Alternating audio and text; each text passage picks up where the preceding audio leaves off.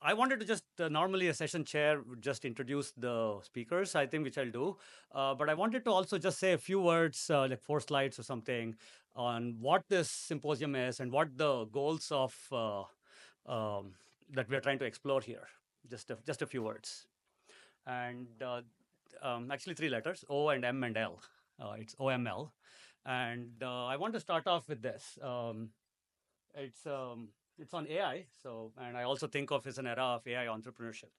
Uh, the background is, I think we're all quite clear. All of humanity wants to use AI, and on the other, that's on the consuming side. Huge impact, no question on that. On the supply side, it's also accessible. NeurIPS has a high school track, so it's really quite accessible. Almost what I call shake and bake technology. Of course, someone had to make the ovens and the electricity lines, but now that the libraries are there and cloud is there, it's quite accessible. A large number of applications, very large developer base. But it's an hourglass. I turned it around to show what I am thinking and what's motivating this whole symposium and the motivation behind it. So on the right is consumers, all of humanity. Everybody wants to use AI. On the left are people who produce AI, producers or suppliers, and very accessible. Even conservatively, if you include, if you start with data science, Python, definitely starting with middle school, high school students world over, college students, very accessible. I mean, at a minimum, like I would say something like aspiring AI developers are tens of millions, or maybe if not 100 million. So very large base. And so huge societal pressures on both sides, but managed between them. Every market needs a manager, and it's in an extremely narrow sliver. And not only is it narrow, it's also very noisy to go from the left to right.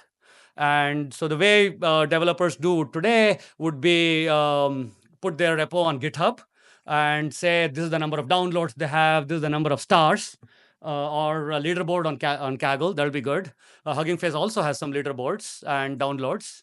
And you take them and put it on your CV and go to the other side of this pipe and apply for a job. And only a few people, of course, are managing the entire service.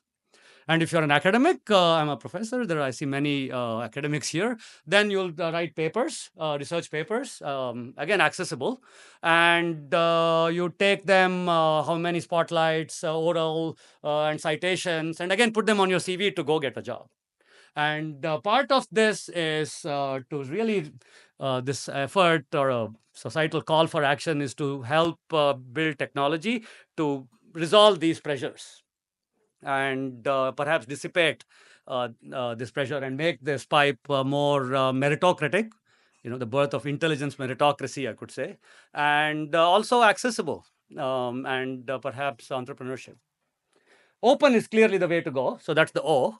Closed models are not really allowing to open up this pipe. So O part is clear. What I mean by open is you would like to distribute it freely, something like Llama and Facebook is trying to do. The thing with that, though, is that how do you monetize it? If people innovate, there's really no way to monetize, especially if you give it away in, I don't know, TF, ONNX, you have some file formats, you release them, and they're great for everybody to use, but that's that. There's no way to monetize it.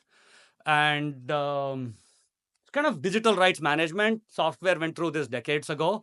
Microsoft had the Word, and you'd give it away to software. They'll give a .exe, not the source code, and perhaps put some licensing around it. But AI is more fungible. It's not, you're not selling microwaves. You have to also fine tune it and specify it to your application, put it on your device, customize it, all of that. So you really want it to be open, but yet monetizable. So that's so that the owner can track usage and extract economic value. That's the crucial. That's the second part. So M is good. The last one, is what I call loyal. Loyalty refers to similar to monetizability, except you can't put economic value. You can't put a number on it. This has to do with safety, ethical usage, communal usage. There could be, I don't know, a blue California model or a red Texan or a blue Austin model. I mean, and it should be okay. So we have a diverse society, and free to express our opinions. And model owners should be able to enforce their values, and yet give it away freely. And this leads to loyal. And you put the three things together, and you have OML. So open allows builders to develop and further build on top of others' innovation and each other's innovation. Monetizable ensures the whole thing is compatible society-wise. So the pressures are not what I alluded to earlier.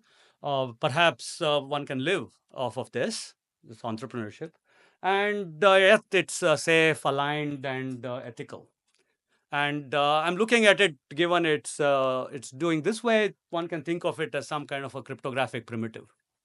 And this session is definitely focusing on OML and some perhaps ways to address them.